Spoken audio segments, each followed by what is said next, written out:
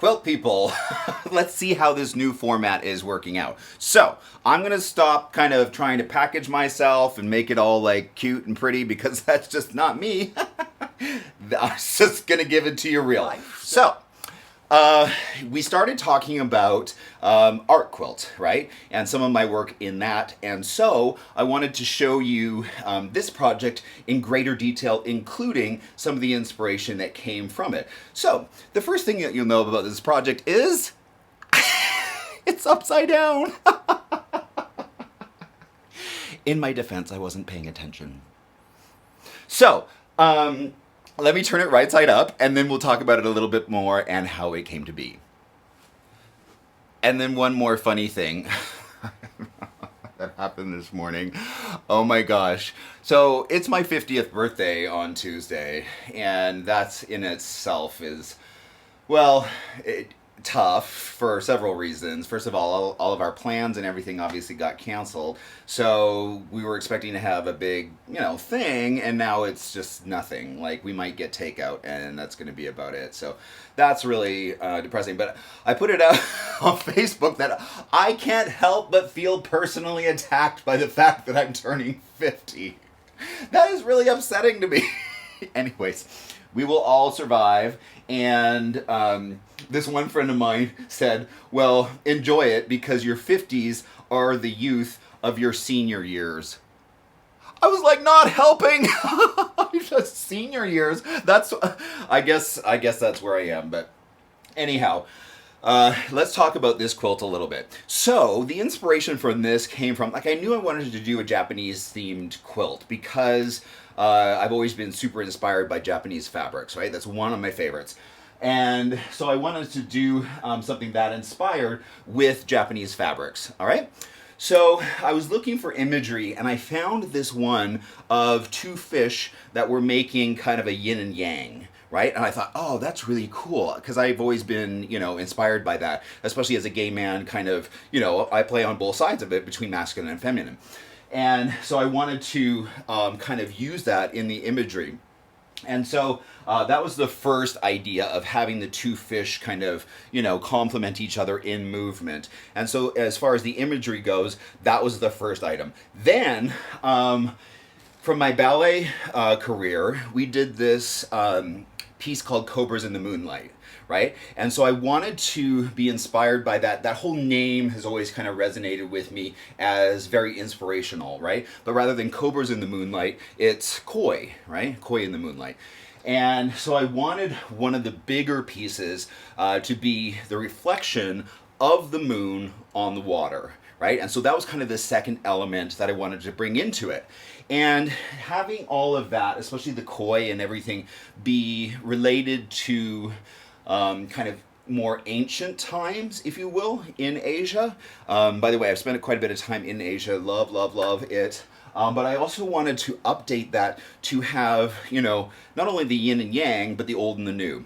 And very much in Asia, they play off of a lot of this kind of cutesy graphic stuff that is super interesting, right?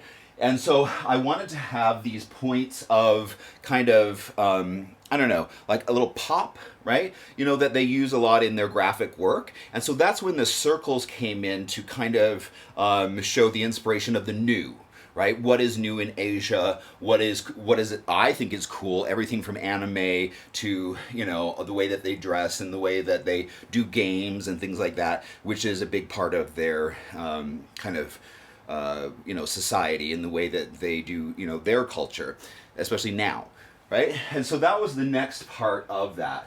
And so then the last part that I wanted to do is I really wanted to play with perspective, okay?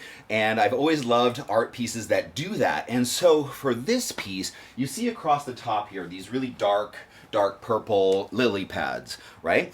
And so I wanted to have them play with perspective in terms of, are you looking at the koi from the top down and seeing them in the water, or are you looking at them from the side while you're in the water looking at them this way? And so the lily pads and the way that I set that up kind of can be interpreted both ways. Are they at the top of the water floating and you're watching the fish underneath? Or are they on the flat surface and you're looking down into them? Right? So is it this way or is it this way? And that's the way that I wanted the perspective to be for the lily pads. So those are the elements that I came up with in terms of visual elements. Right? The next thing I wanted to do is play with certain, like make my own textiles, right? In order to make those elements really be meaningful and have impact, right? And so I wanted to play with piecing, right? So some of this is applique, some of this is piecing. There's a lot that's going on here. And I'll show you some close-ups in terms of how I kind of derived all of that, okay? Okay, so the background here is, excuse my big zit on my nose. I'm turning 50 and I'm still getting zits. This is ridiculous. It's so painful. Anyhow, so if I have a Rudolph nose, you'll understand why. Oh my gosh, it's so sore. Anyhow, what am I saying? So, yeah. The background, I really wanted to have it be what felt like a super Japanese kind of, plain squares. But rather than squares, I wanted it to have more of that Japanese feeling. And so I did these long rectangles and put them all together, just with basic strip piecing and things like that. But that's the background. And I didn't want it to have, to draw attention to itself. I wanted to have it kind of fade into the distance, which we can do with dark colors, right? Dark colors fade into the back, bright colors come to the front. And so that was going to be one of my main ideas for just the subtle background that would kind of sparkle and shimmer and have reflection and kind of that color that you get with movement, but without having it be too overt. Right? And so the way that I made it have even more movement was through the quilting, which is all waves, right? All of the background quilting is just that. And so I thought that that worked really well. I was very pleased with the way that it turned out. In fact, when I started doing it, I was like, oh my gosh, this is so cool. I want to do a whole quilt just in this. And that's where one of my patterns, Tangled Rectangles came from, was after I did this. So that plays with the same thing. And that's a very beginner quilt. So if you're ever looking for a beginner quilt, now available on quiltingcowboy.com. So that was the first element that I did in terms of piecing, okay? Now, the next one I did was the moon, and I'll show you that.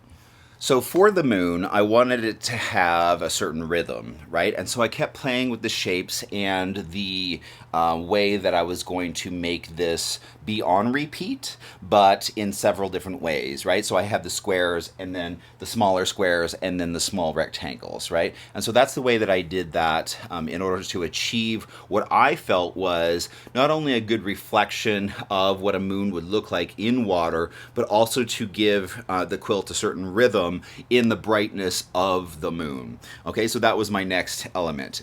Then I started working on the fish themselves. And they are pieced, as you can see, right? They're just all squares.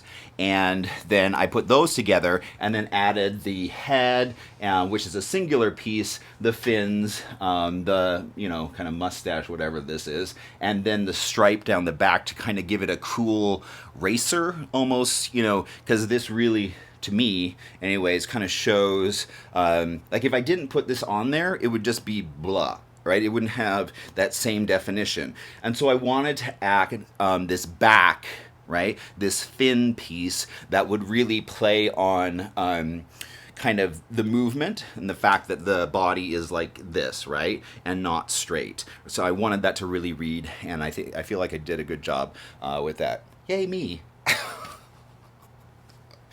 All right.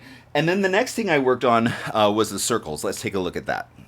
Okay, again, kind of playing off that anime feel that you get in a lot of that really cool Japanese drawings and things like that. So to reflect the new culture of Asia, I wanted to include these. Now, they are stripes, and I don't know if you can see it clearly here, but they're all stripes, none of which are straight, right? And so they're almost like long triangles, right? That then get cropped into a circle. And So they kind of play up that idea in different areas and sizes. They're all different blues. In fact, all the whites are different as well. You can't really tell, but I know they are. So I thought that that was cool, and it really came together well. I feel like for what I was trying to achieve, and I was very pleased with that element. Okay, and then finally we go on to the lily pads, and the lily pads were really kind of an interesting exercise in again, perspectival art. And so I wanted them to read both on the flat and this way, right? Like we talked about. And so in a certain aspect, they could be seen as clouds, right? Are they a reflection of clouds, or are they a reflection of lily pads? Again, my original intention was that they'd be lily pads, but then after I did it, I was like, oh, that's even cooler, playing with, you know, the moon, which is a light color, popping and coming to the front, versus these lily pads that are then receding into the background because they're dark, right? And they're actually a purple, whereas everything else is mostly blues. And so I wanted to play with that. And then for the quilting, I did pebbling, right? Lots and lots of pebbling. I don't know if you can see it here or not. Let's go a little bit of a close-up. There you go. You can kind of see it there, and the way that that is done. And again, not to draw attention to itself in the way that the lily pads are, but to at the same time give it a kind of 3D texture and to make it kind of pop. So those are basically the ideas, the thoughts, the process, everything from beginning, right? The ideas of carrying through all the way to the quilting. And I was really pleased with the way that this was actually the first quilt I ever did on my mid-arm that I bought. So, you know, it's not great, but it's good enough. And the overall project I was very, very pleased with. I spent a long time on this, probably close to 3 months creating this work. And so that's kind of it. I hope you're enjoying the new format of, you know, Quilting Cowboy Uncensored. Because I'm just not doing it anymore. Not trying to play to mainstream media or, you know, be acceptable by the masses, because, hey, this is just me. It's the way that it is. It's in my studio. I mean, I wear a base. I do have hair, actually. People are surprised when they show up and they're like, oh, you're not bald. I'm not bald. I just can't be bothered to do my hair in the morning, so... This is it. I hope that you enjoy. And as always, you can reach me at quiltingcowboy.com. Talk to you soon.